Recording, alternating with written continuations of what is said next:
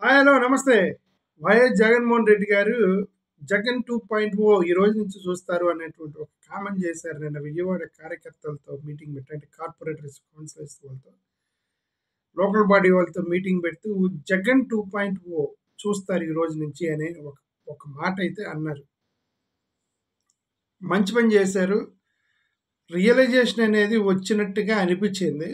అంటే ఇప్పటి వరకు కూడా people focused party, people focused governance ఇవ్వడానికి ప్రయత్నం చేశారు. అంటే ప్రజలు ఓటేస్తారు నాకు మంచి చేస్తే అనేటువంటిది చేశారు. అది అది కూడా కరెక్టే. ప్రజలు ఓటేస్తారు. మంచి చేస్తే ఓటేస్తారు 100% ప్రజలు గుర్తుపెట్టుకుంటారు. బట్ ఆ ప్రజలను కోఆర్డినేట్ చేయడానికి, ఆ ప్రజల్ని ఇన్‌ఫ్లూయెన్స్ చేయటానికి, ఆ ప్రజల్ని మెప్పించటానికి కాంపిటీటివ్ వరల్డ్‌లో తప్పనిసరిగా సేల్స్‌మెన్ అనేవాళ్ళు ఉండాలి. ఇప్పుడు ఏ ఈ ఎంత సక్సెస్‌ఫుల్ ప్రొడక్ట్ అయినా సరే if there is no salesman product will not be sold. Simple. పార్టీలు కూడా అంతే. వాటెవర్ యూ డూ గుడ్ ప్రజల్లో మంచి పేరు ఉంది. ప్రజల్లో మంచి ఐ మీన్ అభిమానం ఉన్నా సరే సేల్స్ మ్యాన్ ఉండాలి. అల్టిమేట్లీ పార్టీ వర్కర్సే రాజకీయ పార్టీలకి సేల్స్ మ్యాన్. వాళ్ళు వెళ్ళాలి, వాళ్ళు ప్రజలను మొప్పించాలి, ఓట్లుగా కన్వర్ట్ చేయాలి 100% అనే దానికి కార్యకర్తలు ఉండాలి. సో కార్యకర్తని నెగ్లెక్ట్ చేసేయమనేటువంటి ఒక భావన, దాన్ని రియలైజ్ అయ్యాను అనేటువంటి భావన అనేది వాళ్ళలో వచ్చినట్టుగా కనిపిస్తుంది. పార్టీలో వచ్చినట్టుగా కనిపిస్తుంది. అది మంచి పని చేశారు జగన్మోహన్ రెడ్డి గారు. అఫ్కోర్స్ జగన్మోహన్ రెడ్డి గారు అన్నటువంటి పాయింట్ ఆఫ్ వ్యూ ఏంటి అని అంటే దాడులు చేస్తున్నారంట. పార్టీ కార్యకర్తల మీద దాడులు చేస్తున్నారు, బలవంతంగా ఎత్తుకెళ్తున్నారు, ఇబ్బంది పెడుతున్నారు, కేసులు పెడుతున్నారు, ఇదంతా చేస్తున్నారు. కాబట్టి రేపొద్దున నేను వస్తే వీళ్ళందరినీ ఇబ్బంది పెడతాను అనేటువంటి పాయింట్ ఆఫ్ వ్యూలో మాట్లాడినప్పటికీ, మిమ్మల్ని ఎవరిని వదిలిపెట్టాను మా కార్యకర్తల జోలికి వచ్చిన వాళ్ళు అన్నప్పటికీ, బట్ ఇక్కడ ఏంటంటే కార్యకర్తల్ని ఆదుకోవడానికి first you should know what a కార్యకర్త వాంట్స్. అంతే కదా. కార్యకర్తలందరికీ ఒకటే నీడ్ కాదు కదా. కార్యకర్తల్లో ఇప్పుడు చాలామందికి చాలా నీడ్స్ ఉంటాయి. లెవెల్స్ ఆఫ్ కార్యకర్తలు, first of all levels of కార్యకర్తలు ఉన్నారు. లెవెల్స్ ఆఫ్ కార్యకర్తలు అంటే ఇప్పుడు అక్కడ ఎమ్మెల్యే స్థాయి లెవెల్స్ ఉన్నారు, ఎమ్మెల్సీలు ఉన్నారు, కింద కార్పొరేట్లు, సర్పంచ్లు ఉన్నారు, అసలు ఏ పోస్టులు లేకుండా పార్టీల కోసం కొట్లాడే వాళ్ళు ఉంటారు, అభిమానులు ఉంటారు, సోషల్ మీడియాలో మాట్లాడే వాళ్ళు ఉంటారు. వీళ్ళందరూ చాలామంది కార్యకర్తలు ఉన్నప్పుడు ప్రతి కార్యకర్తకి ఒక నీడ్ ఉంటుంది. కొంతమందికి ఎక్కడో పోలీస్ కేసుల్లో హెల్ప్ అవసరం, కొంతమందికి ఎక్కడో గొడవలు జరుగుతున్నాయి, వాళ్ళకి మీ హెల్ప్ అవసరం. కొంతమంది కార్యకర్తలకు ఫైనాన్షియల్గా అవసరం వచ్చింది, కొంతమంది కార్యకర్తలకి ఇట్లాంటి దాడులు చేస్తూ ఉన్నారు, అవసరం ఉండేది. కొంతమందికి ఏం అవసరం ఉండదు, మిమ్మల్ని గెలవాలి అనుకుంటారు, మిమ్మల్ని చూసినట్టు పలకరించాలి అనుకుంటాడు అంత కార్యకర్త మమ్మల్ని పలకరించాలి, ఏ ఏ రమేష్ బాగున్నావని అని అడిగే ఒక ఉండాలి అని కొంతమంది కార్యకర్తలు అనుకుంటారు. కొంతమంది అపాయింట్మెంట్ కోసం ప్రయత్నం చేస్తూ ఉంటారు, ఒక్కొక్కరికి ఒక్కొక్క need. Some people will be satisfied with some one. Until and unless you have a data of what all the కార్యకర్తస్ వాట్ ఈజ్ యాక్చువల్లీ ఎక్స్పెక్టింగ్ అనేది ఆ డేటా లేకుండా ఊరికే వీళ్ళని సాటిస్ఫై చేయడం కష్టమని నా ఉద్దేశం. ఇప్పటికీ ఎందుకు వలసలు వెళ్తున్నారు, ఎందుకు వేరే పార్టీలకు వెళ్తున్నారు, దానికి ప్రధాన కారణం ఏంటంటే party doesn't have the data of what actually people are expecting. Okay, ఇప్పుడు ఒక ఒక అదే అనంతపూర్ నుంచి అంటే పేరు చెప్పడం ఎందుకు, ఒక రెడ్డి బ్రదర్ ఉన్నాడు. Okay, he's in touch with me. రోజు అంటే రోజు కాదులే, 10 రోజులకు ఒకసారి మాట్లాడుతూ ఉంటాను. ఎక్స్ ఎమ్మెల్యే కుమారుడు అనుకోండి, ఎక్స్ ఎమ్మెల్యే కుమారుడు స్థాయి వ్యక్తి. ఓకే, సమేర్, చిత్తూరు, కడప అనుకోండి. ఆయన అపాయింట్మెంట్ కోసం 3 నెలల నుంచి ట్రై చేస్తున్నాడట జగన్మోహన్ రెడ్డి గారిది. 3 మంత్స్ నుంచి ట్రై చేస్తుంటే జగన్మోహన్ రెడ్డి గారి అపాయింట్మెంట్, వాళ్ళు అపాయింట్మెంట్ ఇవ్వట్లేదు. కానీ అక్కడ రోజు జగన్మోహన్ రెడ్డి గారిని సెంట్రల్ ఆఫీస్కి వెళ్ళి రోజు మాట్లాడుతున్నారు. రోజు కలిసిన వాళ్ళే మళ్ళీ రోజు వెళ్తున్నారు, కలుస్తున్నారు, మాట్లాడుతున్నారు. వచ్చినప్పుడల్లా మళ్ళీ వాళ్ళే బొక్కేలు ఇస్తున్నారు, వాళ్ళే ఫోటోలు తీస్తున్నారు, వాళ్ళే పంపిస్తున్నారు. అంటే కొంతమంది ఏమో జస్ట్ ఫ్రీగా వాకిన్ అయిపోయి ఆయనకు షేక్ హ్యాండ్ ఇస్తున్నారు. కొంతమంది 3 నెలలు 4 నెలల తరబడి ఏది ఎమ్మెల్యే కొడుకు స్థాయి వ్యక్తికి మీరు అపాయింట్మెంట్ జగన్మోహన్ రెడ్డి గారిని కలవడానికి టైం ఇవ్వట్లేదు అని చెప్పేసి ఆయన బాధపడ్డాడు.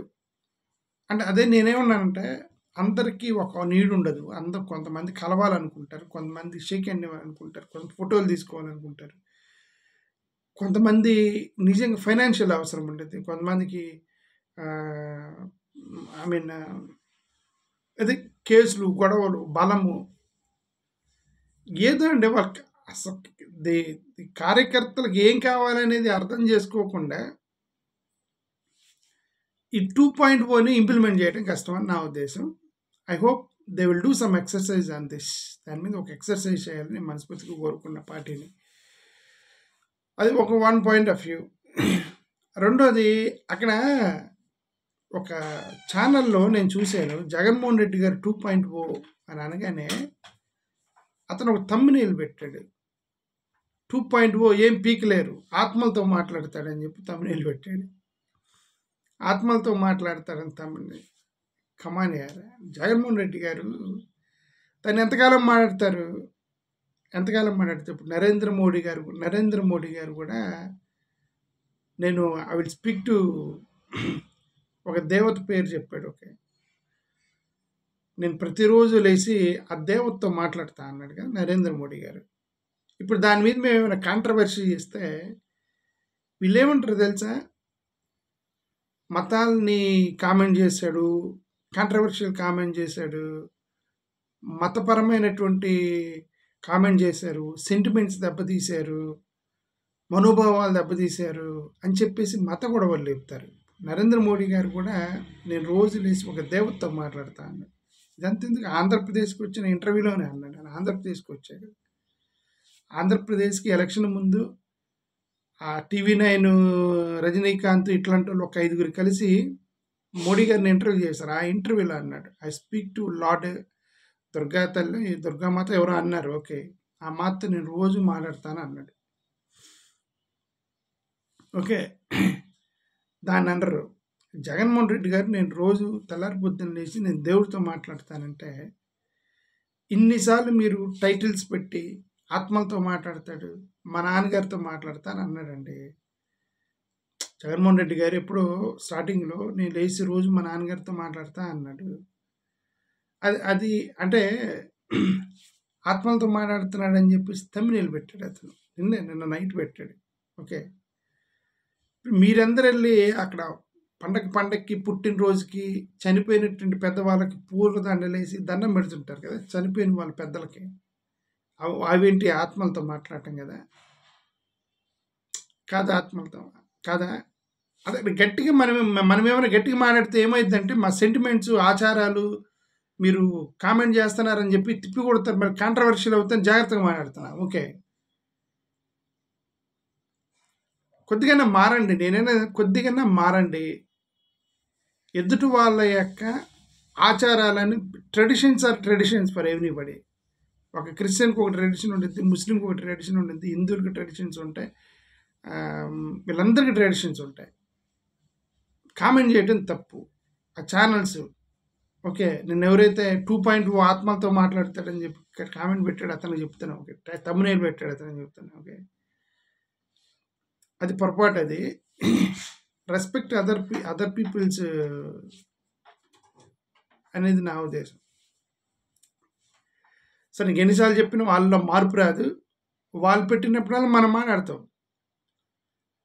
మీరు నన్ను ఏదైనా అనుకోండి, అది మీరు ఆల్రెడీ కింద కొంతమంది కామెంట్లు పెడుతున్నారు. ఇది యాంటీ హిందూ అని కామెంట్ పెడుతున్నారు చాలామంది. ఇది క్రిస్టియన్ అని చాలామంది కామెంట్ పెడుతున్నారు కింద. ఇప్పుడు ఇక్కడ ఆత్మలు పెడుతున్నారు. జగన్ ఆత్మలతో మాట్లాడతాడని థంబ్నెయిల్ పెట్టింది అతను తమ్మునేలు పెట్టింది తప్పులేదు. అలా ఎందుకు పెట్టావయ్యా? ఇదే మాట నరేంద్ర మోడీ గారు అన్నారు కదా, ఇదంతా ఎందుకు చంద్రబాబు నాయుడు గారు అన్నారు కదా, రోజు లేచి నా ఫోటోకి మీరు ప్రార్థన చేయండి అని అన్నాడు. ఎలక్షన్ ప్రామిస్ అప్పుడు ప్రార్థన చేయండి అన్నాడు కదా మన ఎలక్షన్ ప్రామిస్ అప్పుడు. అది ఇప్పుడు అవన్నీ వదిలేసి ఒకరి మీద ఒకరి మైనారిటీ, అంటే ఇప్పుడు ఏంటంటే మైనారిటీ రిలీజియన్ అయింది. గట్టిగా మాట్లాడితే ఆల్రెడీ మాలాంటి వాళ్ళని బెదిరిస్తారు. ఇక్కడ క్రిస్టియన్ కింద బెదిరిస్తున్నారు మమ్మల్ని గట్టిగా మాట్లాడితే. మేము కమాన్ యార్, మనుషులు అది మానసిక సంఘర్షణ, మానసికంగా మమ్మల్ని కృంగదీయటం అంటారు దాన్ని. ఓకే, దయచేసి ఆలోచించాలని మీకు చెప్తున్నాం. నేను చెప్పదలుచుకుంది అది, అంతకన్నా ఎక్కువ చెప్పేది ఏం లేదు. ఆ ఛానల్ అతనికి జగన్మోహన్ రెడ్డి గారు నేను చెప్పినప్పుడు ప్రభుత్వం గురించి మాట్లాడారు. ఇది అప్పులు చేశారు ఆల్రెడీ. ఇప్పటికీ 1,40,000 రూపాయలు, 40,000 కోట్ల రూపాయలు అప్పులైనాయి. అప్పులు 84,000 కోట్ల రూపాయలు ఇప్పటి వరకు డైరెక్ట్గా బడ్జెట్కి సంబంధించిన అప్పులు తీసుకున్నారు. 94,000 కోట్ల రూపాయలు, 84 కోట్ల రూపాయలు అప్పు తీసుకున్నారు. ఓకే, అమరావతికి సంబంధించే ఒక 50,000 కోట్ల రూపాయలు, 60,000 కోట్ల రూపాయలు అప్పు శాంక్షన్ అయి కూర్చొని ఇప్పటికి మొత్తం కలిపి 1,40,000 కోట్ల రూపాయలు ఇప్పటికి అప్పు తీసుకొని రాష్ట్రాన్ని నడుపుతున్నారు. ఇంకా తీసుకుంటారు అప్పుని. ఇంత అప్పులతో రాష్ట్రం నడుపుతూ మరి ప్రభుత్వం మీద వ్యతిరేకత వస్తుంది అంటే 100% వస్తుంది ప్రభుత్వం మీద వ్యతిరేకత. అది జగన్ గారు నేను మాట్లాడాను. Thank you.